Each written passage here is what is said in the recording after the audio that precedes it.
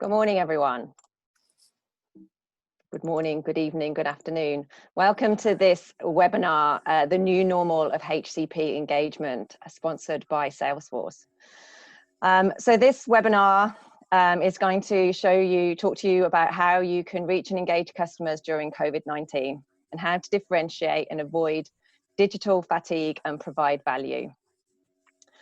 Before we introduce the panelists, I just want to give you a quick overview of how we've got to this topic today. So by the end of 2020, 70% of HCPs are expected to be digital natives. Indeed, most already are. And now you have COVID-19 accelerating our customers' adoptions of new platforms, channels, and content. And so it's essential that you stand out. But how do we avoid digital fatigue? And how do you differentiate yourself in a landscape bursting at the seams with digital? In this webinar, we'll be tackling how to create a unique, first-rate customer experience by providing valuable content through the correct channel at the right time. You will learn how data can provide insights into HCP's digital behaviors, sync content into omni-channel strategies, and be agile enough to shift tactics as priorities evolve. So our panel of experts today are all pharma marketing leaders who have or are going through the same things you are, and are here to provide you with lessons learned, how-tos, and stories from the front lines of reorganizing their sales and marketing teams around digital engagement. Before I kick off, I want to thank our sponsor today, which is Salesforce, who have been a great partner in pulling this webinar together and offer some excellent solutions to life sciences for anyone looking to reimagine what HCP engagement can look like. And so, with that in mind, before I introduce you to the panelists, I want to invite you throughout the discussion to ask questions to the speakers. We'll also be inviting you to respond to poll questions, and that's to help us all learn from each other and source the wisdom of the crowds to help inform and predict the future. So, without further ado, I'd like to introduce the 5 panelists you can see here. So first of all, we have Tara Stewart, who is the Vice President of Worldwide Engagement, Planning and Content Capabilities at Bristol Myers Squibb. And she leads a worldwide team which leads multi-channel digital strategy and implementation around the world. We then have Benoit, who is the Global Digital and Multi-Channel Marketing Lead at Sanofi Pasteur. And Benoit leads the multi-channel marketing transformation for global brands and supports global implementation at a country level. Hello, everyone. Welcome, Benoit. We then have Jennifer Turcott, who is the Life Sciences Industry Go-to-Market Director at Salesforce. And she supports life science companies like yours in getting the best solution for your business transformation initiatives. Morning, Jennifer. Last but not very least, we've got Frank Doll, who is the Chief Marketing Officer at Arsenal Therapeutics, and he's in charge of a commercial team of a privately held biotech company preparing submissions and in-licensing. So I'd like to welcome them all to the webinar. Thank you very much for your support today and joining in this discussion. Before we kick off with some discussions and some poll questions, I'd like to invite Jennifer from Salesforce, who's the sponsor of the webinar, to give us a short introductory presentation. Thanks, Izzy.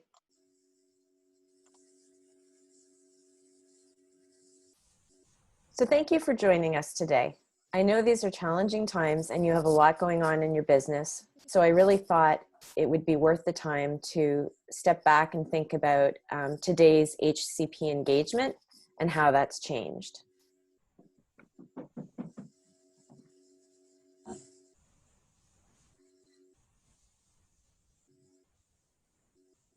Next slide, please.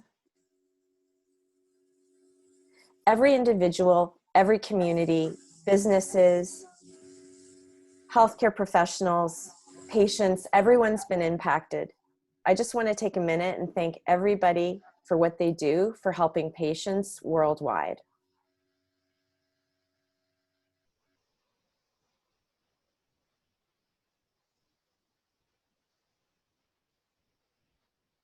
Up until very early this year, our customers had a wide variety of business priorities. mostly centered around patient centricity, digital engagement, AI, and analytics. Fast forward to today, and we're seeing a laser focus, or better yet, even a digital inflection point with all our customers, where suddenly digital engagement initiatives that were once nice to haves are now must haves.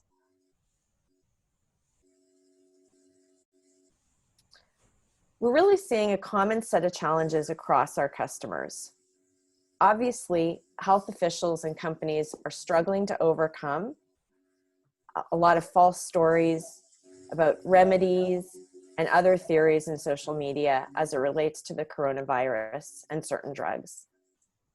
Additionally, HCPs are unable to receive drug therapy guidance from their reps, and even are unlikely to prescribe certain drugs that require labs because of the singular focus on COVID-19 testing and care.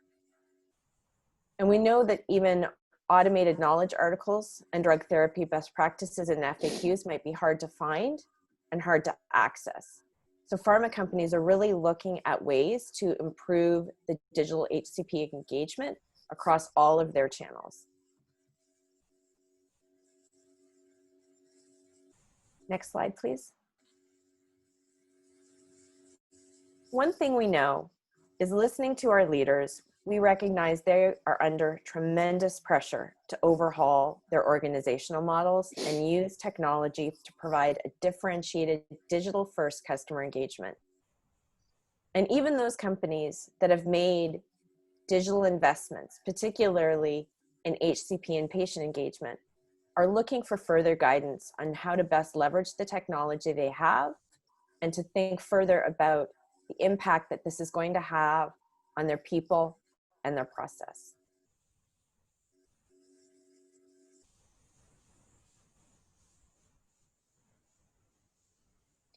The initial disruption after the outbreak is actually starting to normalize a bit now. HCPs are more willing to be contacted via reps using digital channels. And the information that doctors want has now shifted from drug supply chain updates to now more information about patient support programs. So the good news here you see on the slide is 78% of HCPs want to maintain some contact with pharma reps. And 14% would actually like more outreach from pharma. One thing the Zoom RX study did show, though, is there is a bit of a disconnect. While half of the doctors want patient assistant info, only 23% said pharma reps have discussed those programs with them. So I think there's still an opportunity to step up the type of content that's provided digitally to HCPs.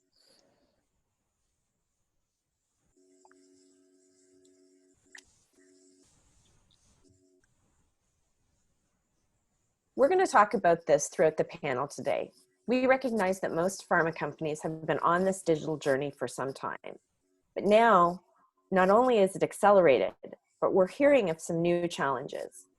How do we coordinate content across digital channels? How do we ensure HCPs are getting the value-added content that they need to stay engaged?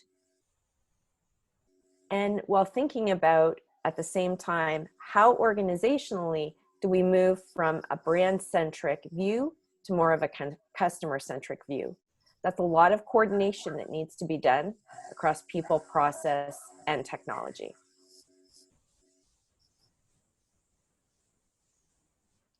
So Marketing Cloud is a solution that Salesforce has that helps teams build and deploy communication across all of the digital channels: email, social, web, advertising.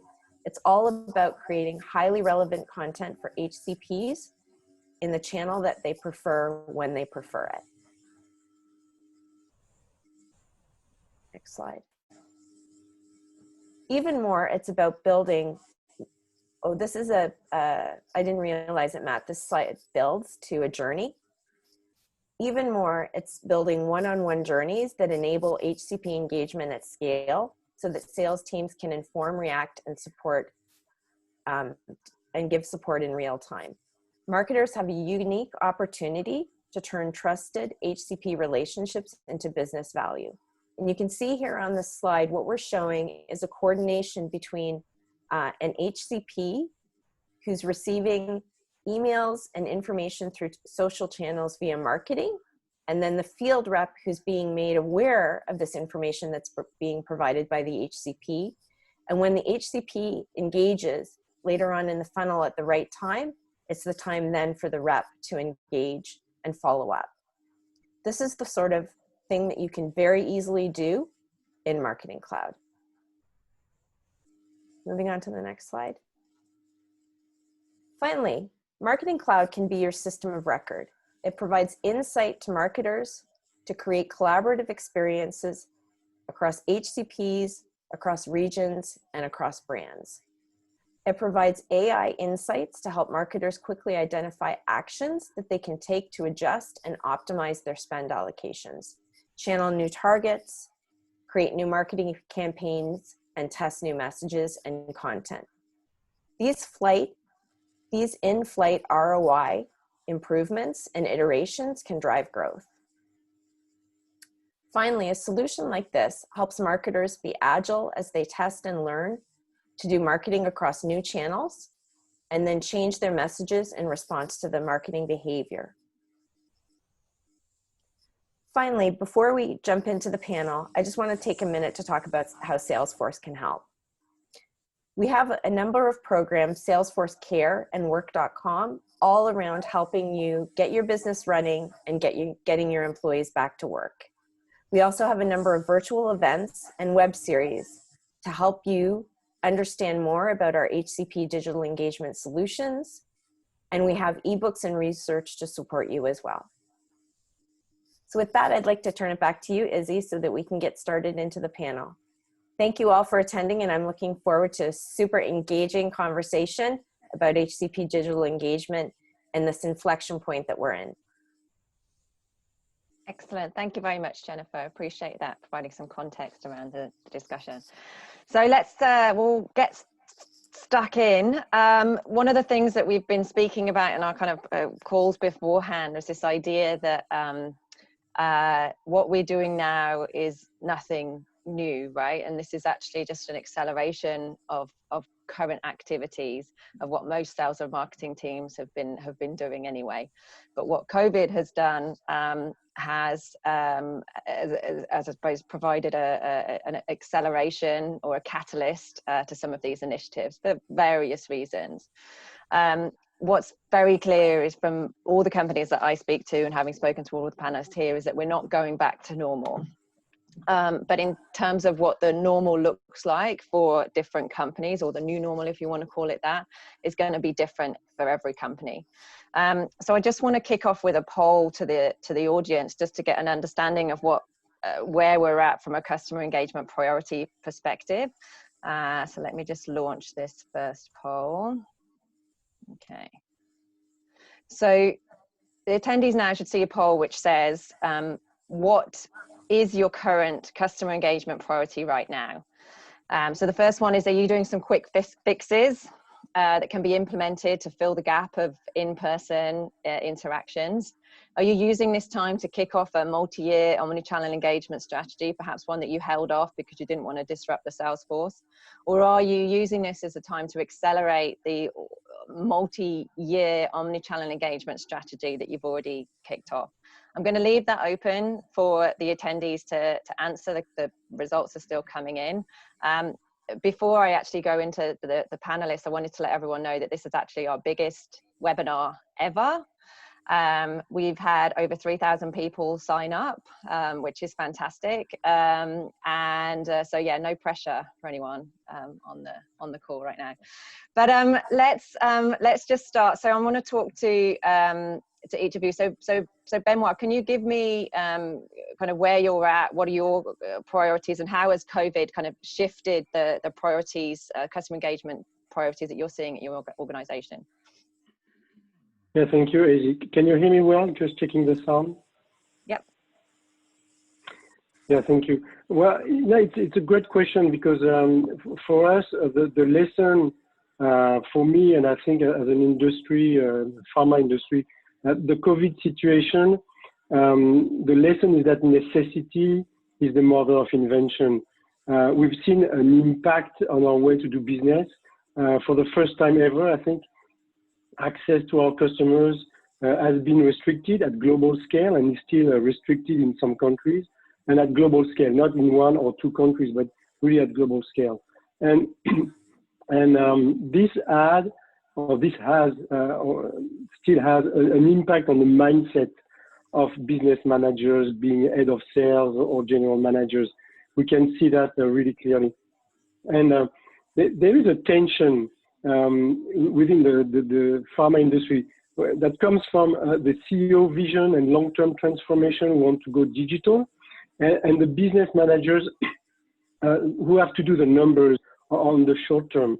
And the classical way to do the numbers is to go by the sales rep. It's a proven model. It has been proven for decades. So on the short term, to make the numbers, you have to go the classical way. So there is this tension between making the numbers and go digital for the long-term transformation. Thus, in fact, the constant request from business managers to ask us, what is the impact of digital on my business? They want to know, if it has the same impact or not of sales rep, which is kind of a chicken and egg situation, right? But COVID, I think, really released this tension between business and digital, because there are no alternative to make the numbers than to go digital. Again, the access to our HCPs, to our customers, is restricted, and I include remote interaction, of course. So COVID is a fantastic accelerator to change management.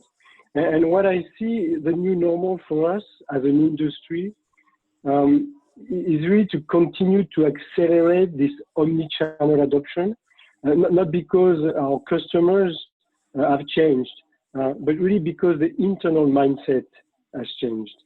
And it's really an opportunity to accelerate the long-term transformation of HCP engagement. Excellent, thank you very much. I'm going to show the results now for the poll so we can all see, so we can all see where the attendees are.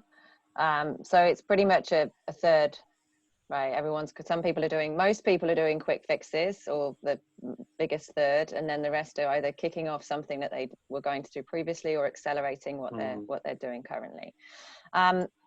Tara, can I move to you? I'd like to get your thoughts on the poll itself, and then also your thoughts around this idea of going to the kind of new normal, and what does the new normal look like in your world, in the BMS world? Oh, Tara, we can't hear you. Hear me now? Yep. Okay, good. Must have been just a slight delay. No, thank you for that. I would say in our experiences are somewhat similar to what Benoît highlighted, right? And as we chatted last week at BMS, we've had the luxury of being on this journey for several years now. So in relation to the poll, for us, it's very much the accelerant that we've been looking to help us gain either greater traction in the organization. I think to Benoît's point, we've also had the luxury, because of the journey we're on, is we've been able to identify and quantify the impact that multi-channel and digital has had in terms of impactable revenue, right? So it's no longer the chicken and the egg. But it's more, the conversation is shifted is how much can that grow, right? And as people have talked about this new norm, and I made a joke to others in a couple of different discussions, is for us, it really shouldn't be the new norm. We've been talking about marketing mix shift for years. So for those that have been in this space, I think it's finally here. But that being said, there's still that mindset that Benoît highlighted, and we're going to have those headwinds, right, in terms of going back to what is comfortable or what we know. I don't think the field force will go away at all. I do think it will shift. I do think it will change, and I think the role has an opportunity to be much different than what we've known in the past, and I think this drives that perfect form. Excellent. Frank, we talked before, and you had some opinions around kind of the way you see the kind of new normal. What does that look like? I'd love to get your opinion. Sure. Well, whereas, currently the challenge that, we face is trying to launch a company and then products behind it and get attention. So the idea of having those face-to-face interactions, while pre-launch, it may be without a sales force, but more along the lines of medical liaisons or internal staff. Removing that face-to-face interaction at conventions, ad boards, or even in institution or office, creates an incredible challenge. That said, most of my career has been in small to mid-size biotech and a couple larger pharma companies along the way, and building upon the thoughts around having a surround sound marketing experience, whether it's when you're market shaping, doing disease state education, kind of pre-selling. I do think that those initiatives are going to be super important, because in the near term, with a lack of that face-to-face interaction, whether it's from a sales force or how you're leveraging face-to-face interactions in general, thinking about where's the opportunity in this, since if you talk to providers, and I know we're all looking at the same data, and there's different surveys out there, but providers, administrators, and institutions all have these opinions on what the next 3, 6, 9 months, 12 months looks like with access. So we're going to have to get really, really good, really, really clever, and really engaging with what we're doing with digital. And to that effect, whether it's a field deployed force on medical affairs or on sales, it would be my opinion, having spent most of my time in commercial, that those folks are going to have to get incredibly compelling selling virtually, since access is probably going to be at a premium for some time to come. Excellent, thank you. Jennifer, I'm interested from a Salesforce perspective. Obviously, your customers are shifting very quickly to doing more digital, ramping up their business transformations. Has this accelerated any product solution that Salesforce is rolling out, without giving away your kind of company secrets? But how are you responding accordingly from a solutions perspective? Yes, it's nice that you should ask that. In fact, we have seen a lot more interest in our products that support digital engagement with, like Frank said, MSLs and HCPs, particularly I think in the area that I touched on, which is the coordination between marketing and sales in this digital world that becomes so important, to make sure that the right message is getting to the HCP and that they're not inundated with not just digital content, but the wrong content or conflicting content. So yes, we definitely are seeing that. And with our existing customer base, a lot of interest in how can they expand to reach more digital social channels that they maybe haven't been leveraging before, and advertising, etc., and the coordination across that. And are you using this as an opportunity to roll out solutions that perhaps might be kind of 2 years down the line, but are there new solutions coming to the market that life science companies can make the most of? Absolutely. And so just like the panelists have touched on, we at Salesforce particular, in my healthcare and life sciences group, are looking at what does the future of this industry, and in particular pharma, look like. And I think we also see that the role of sales rep is going to change. Likewise, it's not going to go away, but I think their role is going to very much change. What that looks like, I think, kind of is yet to be seen.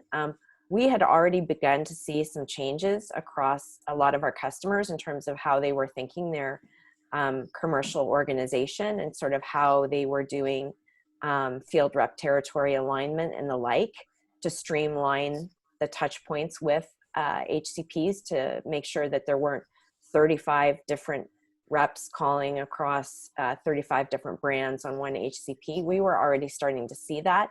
I think, to the point of the panelists here, that is just going to be accelerated. And I think that this industry is finally at a point where it will begin to start adopting some of the tools, technologies, techniques that we've been seeing in other industries in terms of consumer engagement. Excellent, thank you.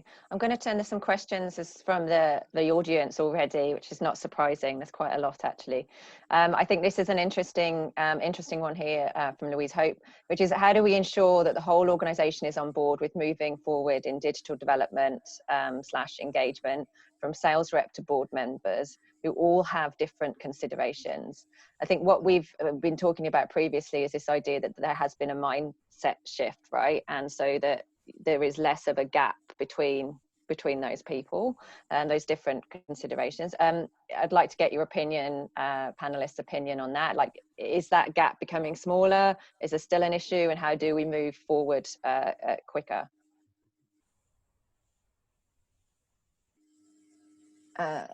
Benoit, I can't hear you.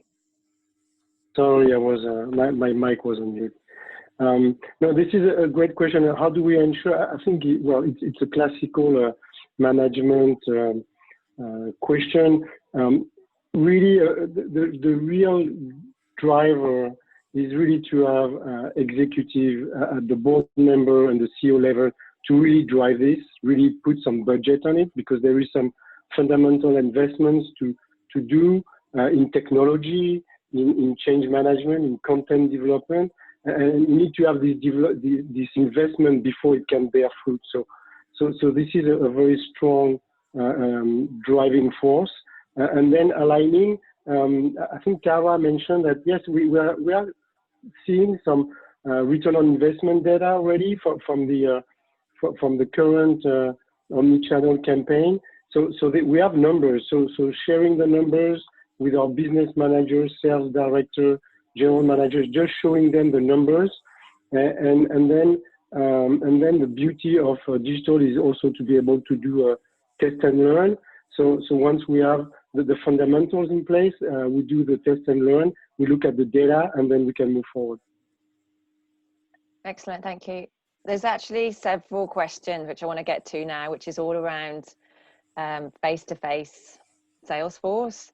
There's I can see about 5 just on my screen now, and the question's roughly around what does the face-to-face Salesforce look like, right? I think Tara, you referenced it, that there is going to be changes kind of when we get back to normal. So I feel like we need to address that in terms of what that model looks like, hybrid, virtual, like how do you see that changes? I'm going to go to Tara first because that was something that you were talking about. Sure, no, thanks, I appreciate it. And I would say, you know, I think I don't think anyone knows the outcome or the exact answer or algorithm, if you will. And I also think, you know, we have to take ourselves out of the internal pharma mindset in trying to retain what was had, right? I think it's more about the customer should drive, right? And if we think about omni-channel and what we're all trying to aspire to is not the same message in every particular channel. It's not a one-size-fits-all. It is really driving that customized, unique experience based on who you are. So as a result of that, I think a rep is an important engagement channel for customers who prefer that.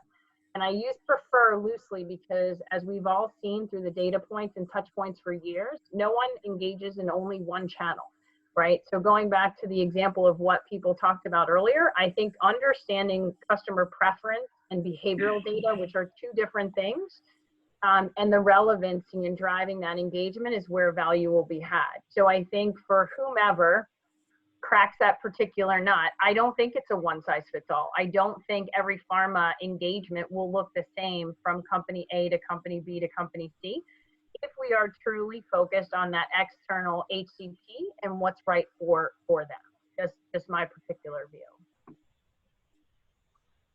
If I can add to that, to Tara's comment, we see really the emergence of new jobs. We see the reps becoming hybrid, face-to-face and digital.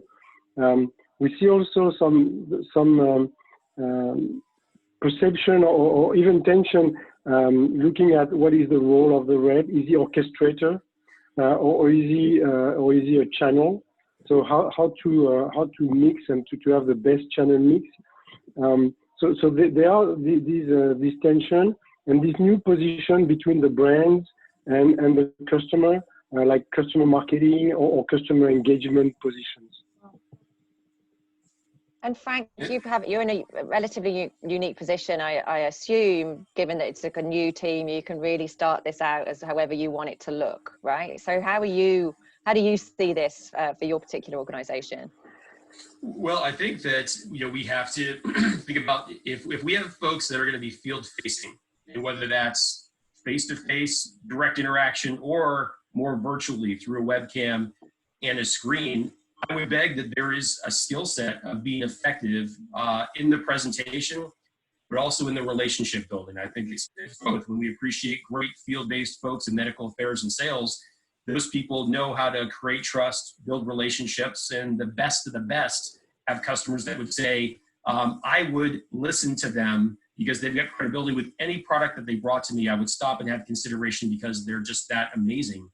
So thinking about from a hiring perspective or even an upskilling perspective with existing personnel, can folks be effective selling virtually, leveraging all of their digital assets. So if there is follow-up or there's that time between touch points, there's that value chain, the continuation of the story, the value proposition, I think is super, super powerful. And then the final point that I would make, which would be is thinking about from a job description standpoint, when it comes to our personnel that are going to be interacting with customers, with their patients, peers, or providers, are they really available when they need them? And I think to the previous points by the panelists about being customer-centric and delivering what folks want when they want it, I would beg for existing salespersons. This is not my particular circumstance at the moment, but most of my career was with having sales forces online. Gosh, when we take a look at email open rates, is that a predictor of when providers, for example, would want to interact with us? And so does that mean a sales rep needs to be available for a digital interaction of some sort in the hours of 6 a.m. to 8 a.m. locally, 6 p.m. to 8 p.m. locally? It might widen some sales days. So how are we empowering, but also staffing appropriately so we can be there for those customers if we really believe that we're customer-centric? Frank, the one thing I would just add to your last point is we're already seeing that as a result of COVID, right? Physicians do want to engage remotely, right? But they want to do it in hours that may not be the traditional work hours, right? So we're already flexing in that way, just to add to that. So we're obviously moving from a kind of I guess it's a reach and frequency model, share of voice, right, to something which is more focused on customer experience, the customer journey, so to speak. So moving from this idea of kind of individual touch points, but what is the customer experience based on lots and lots of different touch points? How does that all come together, right? So Jennifer, like how do you see organizations shifting? Because obviously that shifts from a metrics perspective, right? And how do we make sure that we've got the right measurements in place so that there isn't this feeling that a rep has to get in contact with the HCP as quickly as possible after a particular webinar or interaction that they've had with them? Yeah, I think that's a good question. I think marketing has traditionally done a really great job of measuring the quality and quantity of programs and interactions, both non-personal and personal.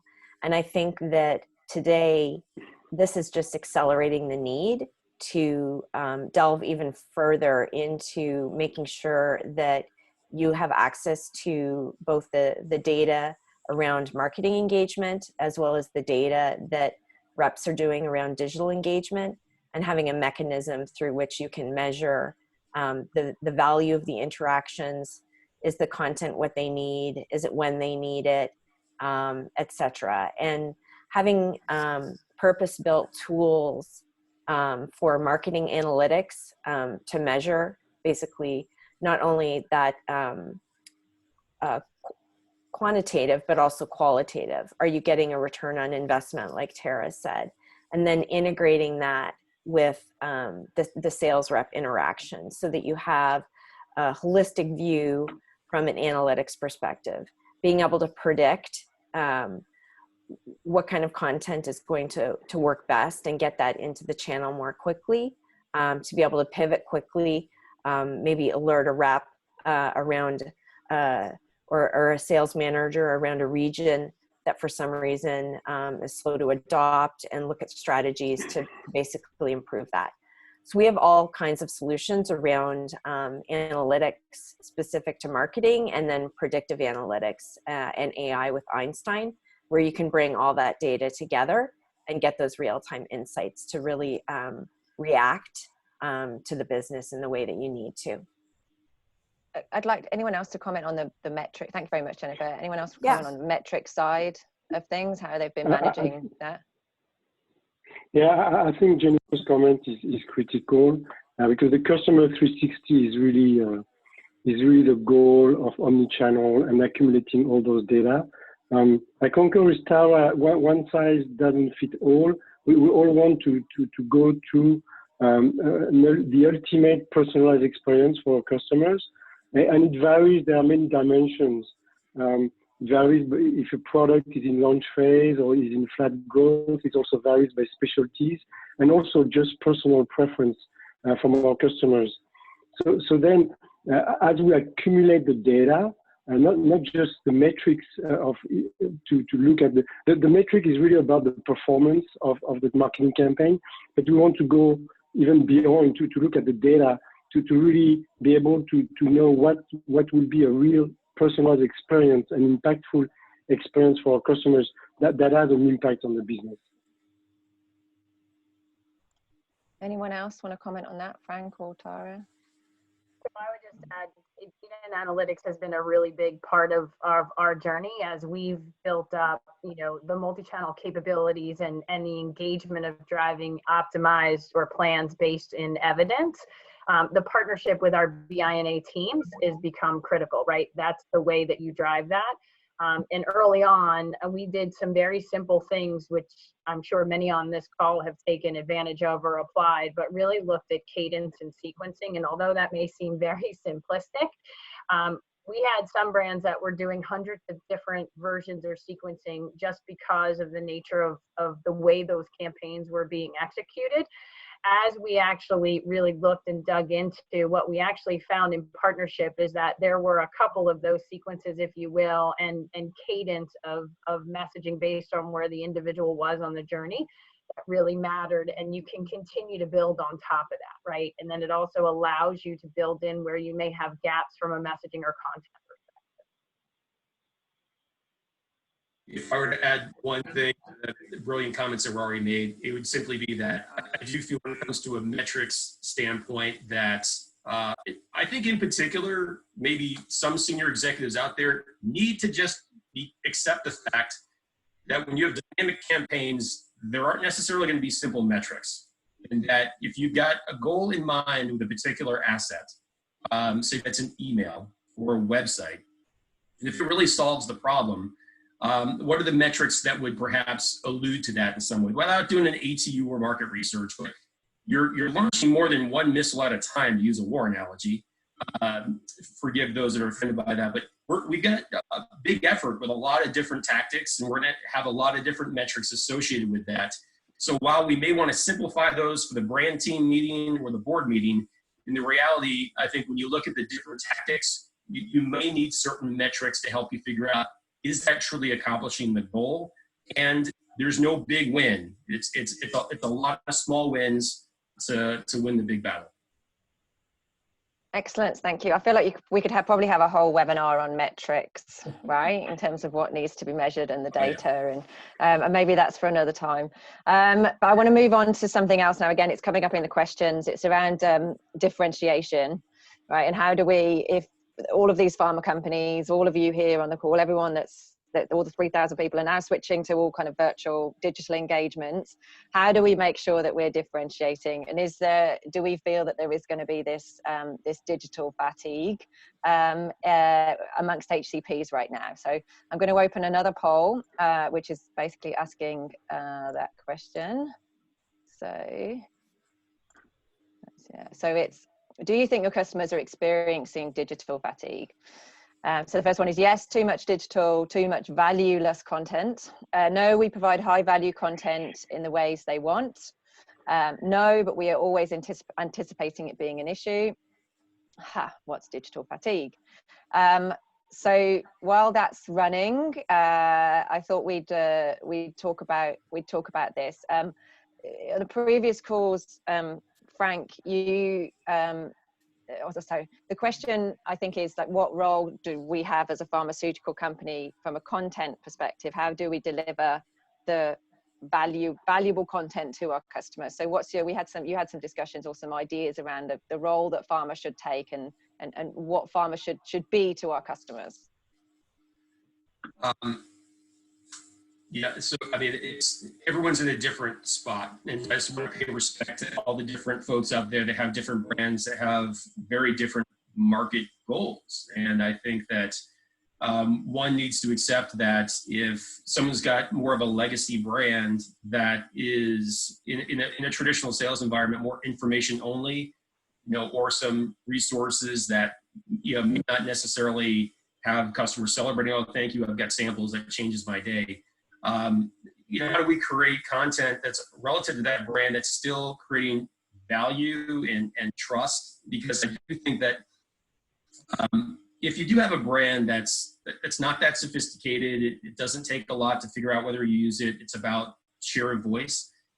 You're going to create digital fatigue with your brand specifically. But I do think that we recognize that as individuals, there are probably certain things that we're all feeling some digital fatigue around. Certain meetings with certain partners or colleagues or whatever, like this is a lot. But then there are meetings we really, really look forward to. And I think from a marketing perspective, we're creating brand delight where there is incremental value. We're helping to, in some way, solve problems, or it's a fresh take on content.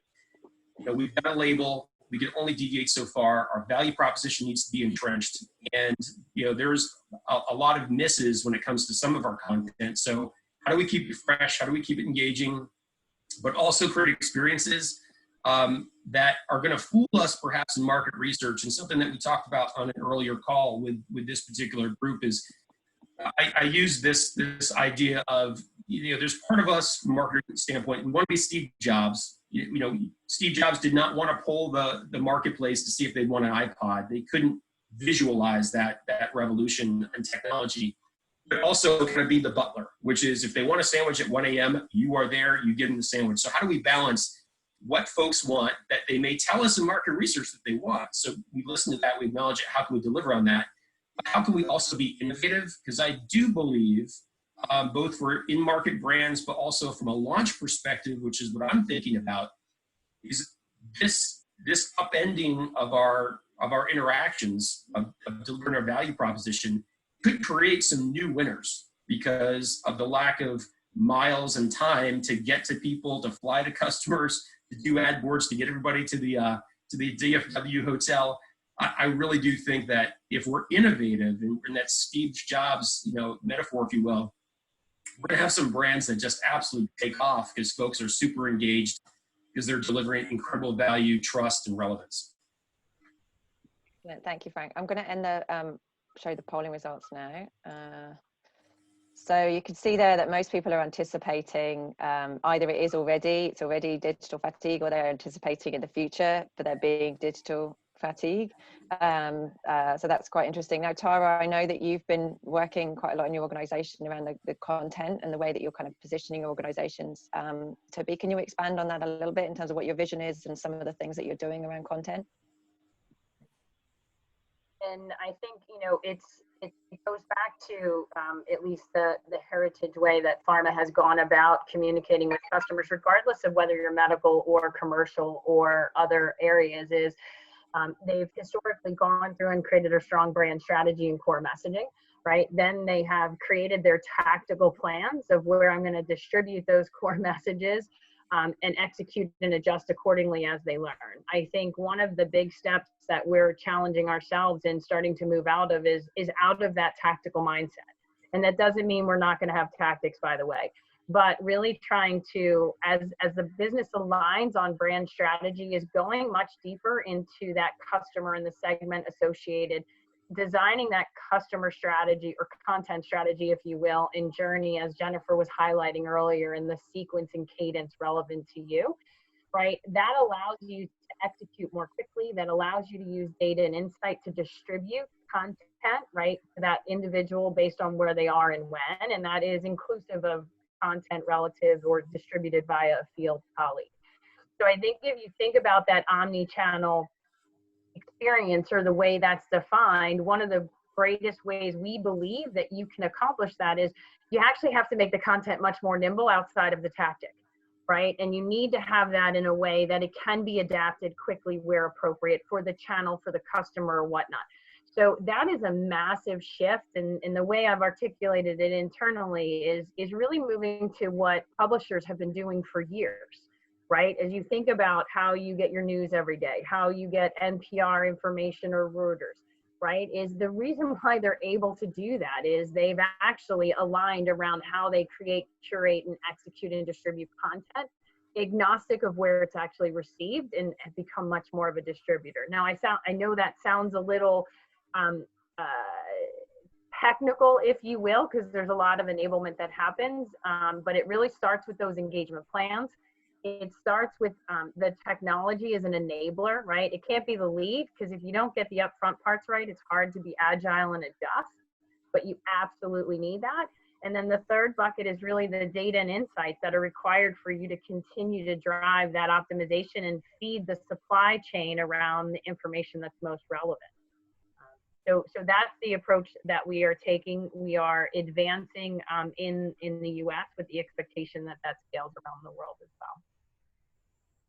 That's fascinating. Again, yes, go ahead. If I can build on Tara's comment and on the poll. In fact, I would have answered what digital fatigue, because I think to differentiate among competitors, it's really the relevance. It's really, are we relevant to, are we helping our customers in their practice to provide health benefits to their patients? So content is around that. There is branded content and non-branded content, promotional, non-promotional, but the key is relevance. And I don't, the digital fatigue, with digital, we put our customers in the driving seat. If I take the example of an email, they are in the driving seat to open the email, to click on the email, or even to opt out of our email. So we have the direct feedback to the marketers that we are relevant or we are not relevant. And to Tara's point, yes, content is a key strategic pillar to deploy an omni-channel strategy, and it shouldn't be underestimated, because at the beginning we believe we have content, but we need content in so many formats, so for websites, for email, for social media, you name it, and we need to be also on the pulse of the news, of what's happening. So content, we need to streamline this content. We are in the pharma industry. We need to approve, to review this content, to be medically sound. But this is a big strategic pillar that shouldn't be underestimated. Excellent. Jennifer, do you want to comment at all on what you're seeing from a content perspective in terms of how customers are using and utilizing content, and how the technology can support that? Yeah, thanks. I think Tara made an excellent point, which is we're seeing that the industry is pivoting and thinking about the content that they develop and deliver differently. And her analogy with publishing was a great one. Salesforce has customers across all of the industry segments. And so traditionally, we've been working with all of the publishing companies and the large retail, and really thinking about how do you take a piece of content and make sure, as they've said, can be delivered across the right channel in the right way. Because you can't take a piece of content that's ready for the web and then immediately put that in Twitter, for example. But you need to think about consistent messages and getting it out there. And having an integrated tool set that can help you with that, like the Salesforce platform, will really go a long way. I do think that just listening to the panelists, it's very interesting because I think that the industry is sort of nascent in this area where content creation traditionally has been done a certain way. And I think right now, my observation is we're really thinking about, omni-channel marketing, digital content, et cetera. I think the other leg of the stool, not just the technology piece, is really this content creation piece, which is how do you create meaningful, compelling content that is really going to engage and delight. It's not just technology, which we provide, but it's also thinking that aspect through. And I think that's I guess a new muscle that we need to build and hone in on. But I'd love to hear more from the panelists. Yeah, one of the questions actually from the audience, Jennifer, and maybe you can answer this or open it up to the panelists, but are there any particular industries that you're seeing which pharma should be looking at, right, and drawing from, that you think are doing this well? Obviously, pharma is in different situation from a regulations perspective, but I'd like your opinion on that, and again, open it to other panelists as well. Yeah, I think a lot of our pharmaceutical customers want to hear about how Salesforce is helping other industries in this area and which industries are leading. And I'm probably going to say the obvious one, which is we really see retail and then travel and hospitality really leading. And so Marriott is a really great example of a customer of ours that has really gone all in with that digital customer experience, but really thinking customer first. And I think that's the other transition that pharma is going through, the industry is going through right now, is they're moving to a patient and an HCP first mindset rather than a brand first mindset. And I think we can look to other industries like retail and travel and hospitality to sort of see how they have really engaged and delighted their customers with interesting content across different channels.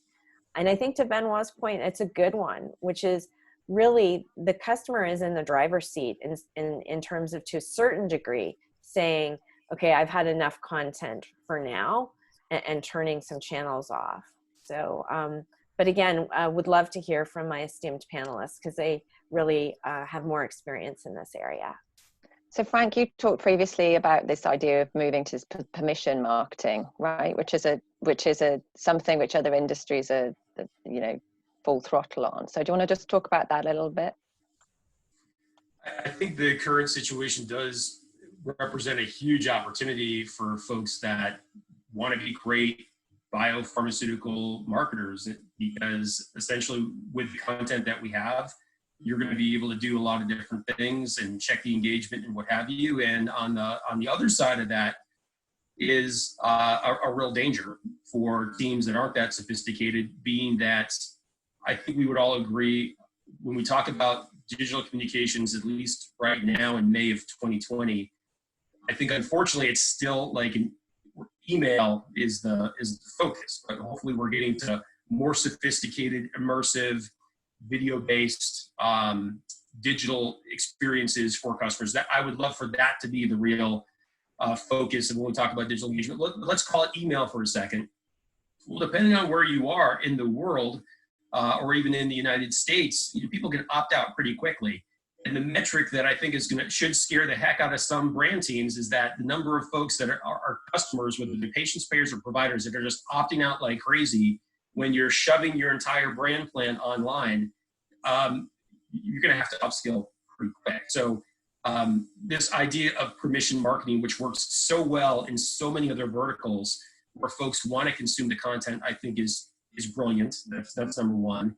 Number two, kind of building on the previous question, I do think there's a lot to learn from other industries that we should absorb and take pause and think about. This is kind of neat. These folks do a really good job of maybe not saying a lot. It's kind of like the Seinfeld effect. Like, it's a show about nothing, but you're engaged and you want to keep on consuming the content.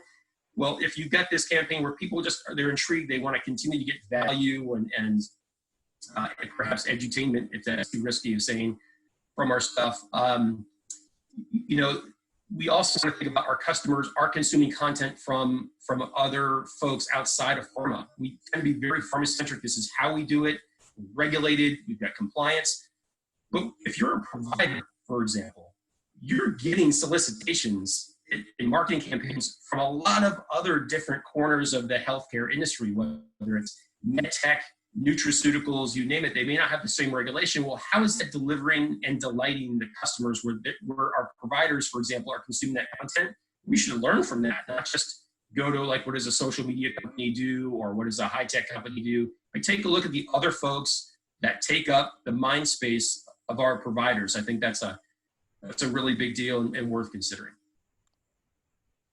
The only thing that I would add is there's, we've seen some great corollaries in terms of the car industry and a number of others. I think, often in pharma, people already go, they're not regulated, I can't do. Actually, I think that's where you have the opportunity. Regulatory environment does not mean you can't do. What it does mean is there's guardrails, and you need to figure out how you can apply that in a compliant way that meets the needs. And I think that's part of the mindset that needs to be brought to organizations like this that are starting to drive that, right? It shouldn't be about taking what we did yesterday and moving it online. Because if that's the case, that experience isn't going to translate exactly the same, right? Especially if you're talking about a live, in-person, large meeting or event, right? How do you, back to Frank's point, is you need to create a digital experience that says, this is the way that I want to continue to receive information and engage, and that's by doing it drastically different, right? So I think that's going to be the challenge that we have, and the tension that happens, because there's still going to be that strong desire to retain what was, just from a human behavior standpoint. So I think that's the tension that we're all going to have, but it's a huge opportunity, right? And yes, you're chuckling. I'm conscious of time. I've got one poll, Ben, where I want to come to you, but I want to launch this poll just before we kind of close off. So we've been talking about, we could go on for another like 2 hours on all of this. Like it's fantastic. But one of the things that we wanted to talk about was this idea that this is an opportunity for long-term change, right? This is something which we can really accelerate some of the changes that we've seen already. So the next poll question that you're going to be seeing is, what's the biggest opportunity for us to create long-term customer-centric change rests in our ability to? Is it invest in and implement the latest customer engagement technology? Unfortunately, you can only answer one, right? Well, I realize that that's a bit hard, but if your number one thing, and the second one would be a reorganization of our teams around the customer, not brands. Invest in and implement a content development management strategy focusing on the needs of our customers. The third one is hire, retain, and develop the right talent to lead these changes. And then the final one is capitalize on the increased interest from the board in digital strategies. And I'm just going to leave that. Can we say all of the above, AZ? No, that's what I mean. You can't. It's a You can only multiple pick choice one. response. You can only pick one. Let's see what everyone thinks is the most important. So I'm just going to leave it open, and then we're just there's a few more polls, people coming in. Ben, did you want to comment at all on the last question around kind of learning from other industries? Yes, I don't know about this. Tara mentioned the car industry. I think it's a very interesting comment. What I see is that definitely we need to engage this change management. We need to engage also our regulators internally, and also our regulators, our bodies, regulatory bodies in the different countries to understand this environment. So I think that there is a need to onboard regulators internally and externally also to really be successful in this omnichannel journey. Fantastic. So the results in the poll, it seems that most people think that the number one thing, the biggest opportunity for us to create long-term customer-centric change is invest in and implement a content development and management strategy focused on the needs of our customers. So yeah, particularly interesting, and it's on the hour now, so I'm going to wrap up. I want to, as I've said previously, thank all of the panelists here today, Tara, Benoit, Frank, and Jennifer. I also want to particularly thank Salesforce again for supporting this webinar. Indeed, they have some fantastic solutions. They're worth reaching out to if you're looking at creating customer-centric change in your organization. So I'd recommend you reach out to Jennifer or get in contact with myself or Matt, and we can put you in touch. You know, as we adapt to kind of, as we adapt our pre-COVID plans, and we need to be kind of proactive as we kind of chart the path forward. From what we've discussed here, it's clear that a strong recovery will depend on accelerating digital engagement strategies, AI initiatives, collaboration within our companies, and also with other companies as well, in terms of with initiatives and forums like this where we can share together and learn from each other. And so to close off, I just want to explain that if you want to find out more about this topic, about this idea of creating long-term customer-centric change and really using the COVID-19 pandemic as a launch pad, we have 2 events coming up in September, October. The first one is Marketing USA, which is a virtual meeting taking place. And then the second one is Marketing and Customer Innovation Europe, which is also a virtual meeting conference, where we'll be going into much more detail around some of the things that we've been talking about today. Again, if you want more information about either of those conferences, get in contact with myself or Matt, and we can point you in the right direction. So without further ado, I just want to say thank you very much again. There are lots of questions, and if anyone does have some burning questions, if they want to email myself or Matt, and we can put you in touch with or we can reach out to the panelists and we can answer those. Okay. Thank you very much, everyone. Thank you. Thanks, everyone. Bye. Thank you, everyone. Thank you. Bye-bye. Bye. Have a safe day. Bye-bye.